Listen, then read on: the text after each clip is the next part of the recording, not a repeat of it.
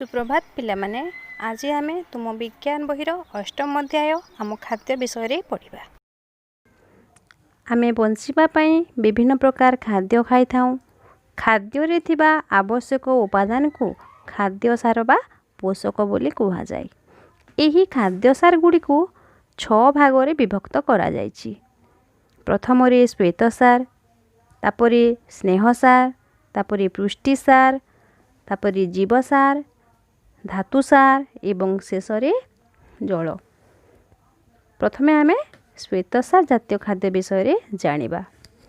श्वेत सार जातीय खाद्य आम पाटी को मिठा लगे।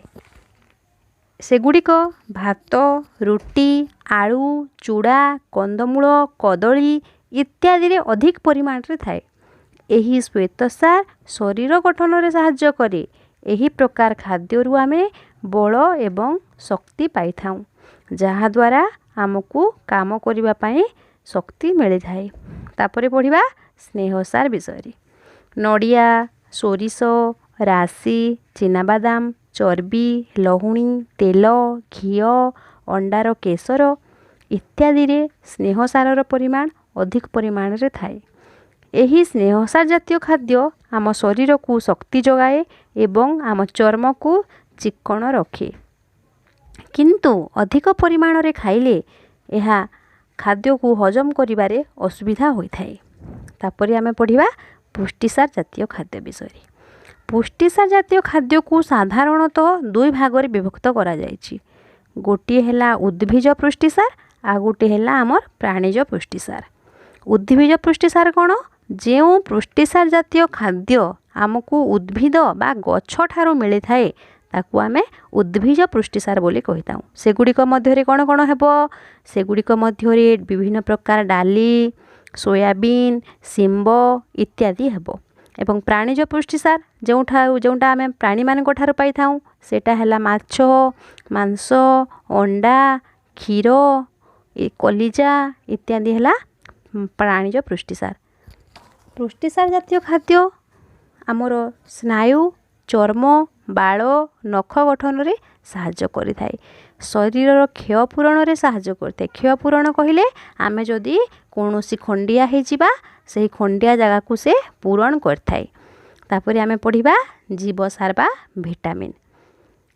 एही जीवसार बा विटामिन विभिन्न प्रकार साग, तटका पनीपरिबा, क्षीर, माछ, कलिजा, मांस, अंडा, गजामुग, पिजुली, लेंबू, अँला, जामुकोली, बासी तोराणी इत्यादि खाद्य रे अधिक परिमाण रे थाए। एहा आम शरीर वृद्धि और स्वास्थ्य रक्षा पाई निहाती दरकार। तापरे पढ़िबा धातव लवण बा धातुसार। आमे खाउथुबा लुण एक प्रकार धातुसार। खाद्य रे लुण एक दरकारी जिनिस। प्रत्येक खाद्य रे धातुसार बा धातव लवण थाए। धातुसार युक्त खाद्य खाइले कोन हुए? आमर हाड़ शक्त हुए एवं रक्त तैयारी रे यह सहाय्य करथाए। तापरे शेष रे रहिला आमर जल। आमे खाद्य खाइबा सहित जल पीबा निहाती आवश्यक। जल आमे खाउथुबा खाद्य को हजम करिबारे सहाय्य करे। एहा सहित रक्त तैयारी रे सहाय्य करथाए। तेणु शरीर रे विभिन्न कार्य करिबा पई जल निहाती आवश्यक होइताए।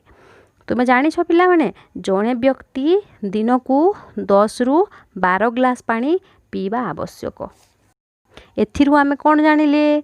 सब प्रकार खाद्य आवश्यकता अनुसार निर्दिष्ट परिमाण रे खाइबा द्वारा आम देह सुस्थ रहे एवं विभिन्न कार्य करबा पई हमको शक्ति मिली थाए।